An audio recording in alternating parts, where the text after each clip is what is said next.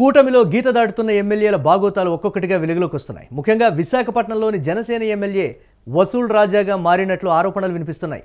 Yalamanchili MLA Sundarapu Vijay కుమార్పై పెద్ద ఎత్తున ఆరోపణలు వస్తున్నాయి. అందిన కాడికి దోచుకుంటున్నారనే విమర్శలున్నాయి.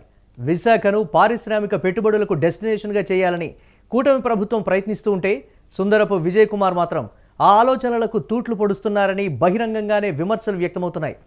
యలమంచిలి ఎమ్మెల్యే వ్యవహారంపై పారిశ్రామికవేత్తలు నేరుగా CM Chandrababu, deputy CM Pawan దృష్టికి సైతం తీసుకెళ్లినట్లుగా తెలుస్తోంది.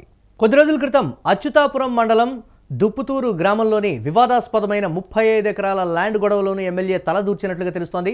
ఇరు వర్గాల మధ్య ఎన్నో ఏళ్లుగా 35 ఎకరాల ల్యాండ్పై గొడవ నడుస్తోంది. 100 ఎకరాల ల్యాండ్ గొడవను తేల్చేందుకు నేరుగా పవన్ సన్నిహితుడు రంగంలోకి దిగి గొడవను పరిష్కరించాడట. అయితే ఈ ల్యాండ్ ఇష్యూలో తన వాటా ఇవ్వాల్సిందేనని సుందరపు విజయ్ కుమార్ అల్టిమేట్ జారీ చేశారట. అలాగే దీంతో నేరుగా పవన్కు సన్నిహితుడు కంప్లైంట్ చేయడం, ఆయన ఎమ్మెల్యేకు క్లాస్ పీకడం జరిగిపోయిందట. ఇప్పుడు ఈ వ్యవహారం విశాఖ రాజకీయాల్లో చర్చనీయాంశంగా మారింది. ఇక దానికి తోడు నియోజకవర్గంలోనూ సుందరపు విజయ్ కుమార్ తీరుపై సర్వత్రా విమర్శలైతే వ్యక్తమవుతున్నాయి. పూడిమడకలో ఎమ్మెల్యే సుందరపు విజయ్ కుమార్కు స్థానిక యువత నుంచి నిరసన సెగ తగిలింది. నేను నా యువత కార్యక్రమంలో పాల్గొనేందుకు వెళ్లిన విజయ్ కుమార్కు స్థానిక యువకులు వినతిపత్రం ఇచ్చేందుకు ప్రయత్నించారు. ఆయన వినకుండా వెళ్ళిపోవడంతో యువకులు అడ్డుకునే ప్రయత్నం చేశారు. పూడిమడక శివారులో చేపడుతున్న ఎన్టీపీసీ పనులు నిలిపివేయాలని, దీనిపై గ్రామసభ పెట్టాలని డిమాండ్ చేశారు. ఫిషింగ్ హార్బర్ పనులు ప్రారంభించాలని, పెండింగ్ ప్యాకేజీలు అమలు చేయాలని, సెజ్ కంపెనీల్లో పూడిమడక యువతకు ఉద్యోగాలు ఇప్పించాలని వారు కోరారు. ఎమ్మెల్యే వినతులు వినకుండా వెళ్ళిపోవడాన్ని తీవ్రంగా పరిగణించిన యువత భవిష్యత్తులో పూడిమడక కేంద్రంగా ఉద్యమం చేపడతామని కూడా హెచ్చరించారు. మురళి, పూడిమడకలో ఎమ్మెల్యే సుందర్ విజయ్ కుమార్ కు స్థానిక యువత నుంచి గట్టిగా నిరసన తగిలింది. నేను నా యువత కార్యక్రమంలో పాల్గొనేందుకు వచ్చిన విజయ్ కుమార్ కు స్థానిక యువకులు వినతి పత్రం ఇచ్చేందుకు ప్రయత్నించడం జరిగింది. అయితే ఆయన ఆ వినతి పత్రం తీసుకోకుండా ముందుకు వెళ్లిపోవడంతో యువకులు అడ్డుకున్నారు. ఏదైతే పూడిమడక శివారులో చేపడుతున్న ఎన్టీపీసీ పనులు నిలిపివేయాలని, దీనిపై గ్రామ సభ పెట్టాలని ఆ యువకులు డిమాండ్ చేయడం జరిగింది. అయితే ఫిషింగ్ హార్బర్ పనులు ప్రారంభించాలని, పెండింగ్ ప్యాకేజీలు అమలు చేయాలని, సెజ్ కంపెనీల్లో పూడిమడక యువతకు ఉద్యోగాలు ఇప్పించాలని వారు కోరారు. ఎమ్మెల్యేకి వినతి పత్రం ఇచ్చి తమ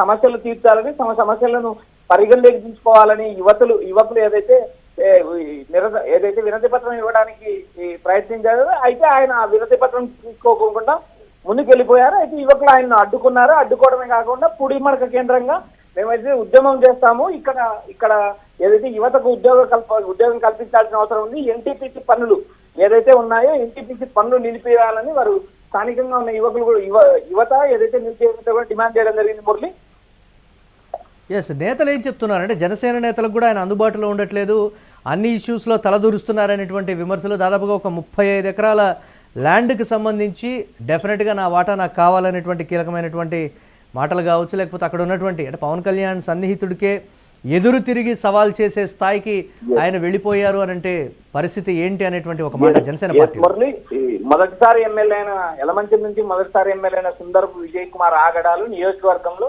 శృతి మించాయని అక్కడ ఉన్న జనసేన నాయకులతో పాటు టీడీపీ కూటమిలో ఉన్న టీడీపీ, బీజేపీ నేతలు కూడా వ్యాఖ్యానిస్తున్నారు. అదేవిధంగా ఏదైతే ఒక ల్యాండ్ ఇష్యూలో ఆయన డైరెక్ట్ జోక్యం చేసుకున్నారు, ఒక 35 ఎకరాల భూమి నాకు ఇచ్చి తీరాలంటూ ఓ ప్రైవేట్ భూమిలో జోక్యం చేసుకోవడం, అది డిప్యూటీ సీఎం పవన్ కళ్యాణ్ దృష్టికి వెళ్ళడం కూడా జరిగింది. పవన్ కళ్యాణ్ కూడా దీనిపైన గట్టిగా మందలించాడు. సుందర్ విజయ్ కుమార్ నీ ఆగడాలు ఆపు అంటూ ఏదైతే పవన్ కళ్యాణ్ తీవ్రంగా స్పందించారని మనకు ఇప్పటికే సమాచారం అందుతుంది.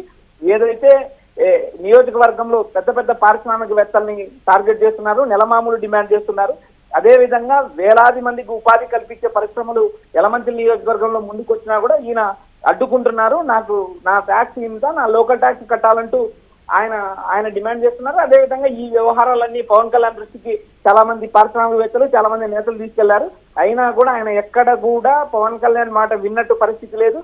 ఎమ్మెల్యే అరాచకాలకు సంబంధించి కొన్ని ఆధారాలు కూడా ఏదైతే అవి పవన్ కళ్యాణ్ అందించారు. అయితే పవన్ కళ్యాణ్ కూడా తీవ్రంగా స్పందించారు. అయితే ఈయనకు ఏదైతే విజయ్ కుమార్ కు సొంత పార్టీ నుంచి ఉచ్చు బిగిస్తుందా అనేది కూడా ఆయనకు ఉచ్చు బిగిస్తుందా అనే చర్చ కూడా స్టార్ట్ అయింది. అదే రాజకీయంగా మొదటిసారి ఎన్నికైన యలమంచిలి నుంచి మొదటిసారి ఎన్నికైన సుందర్ విజయ్ కుమార్ ప్రజా సమస్యలు పట్టించుకోకుండా కేవలం తన ఆదాయము ఎస్ కిరణ్, దాదాపుగా ఒక 3-4 సార్లు ఇలానే అధినేత నుంచి వార్నింగ్లు కావచ్చు, లేకపోతే సూచనలు కావచ్చు, ఇన్ని వచ్చినప్పటికీ కూడా ఎందుకు ఆయన మాట వినడం లేదు, పద్ధతి మార్చుకోవడం లేదు, ఇదే విధంగా తన తీరు అనేటువంటి ముద్ర కూడా వేసుకున్నారు. దీని ఎలా చూడాలి?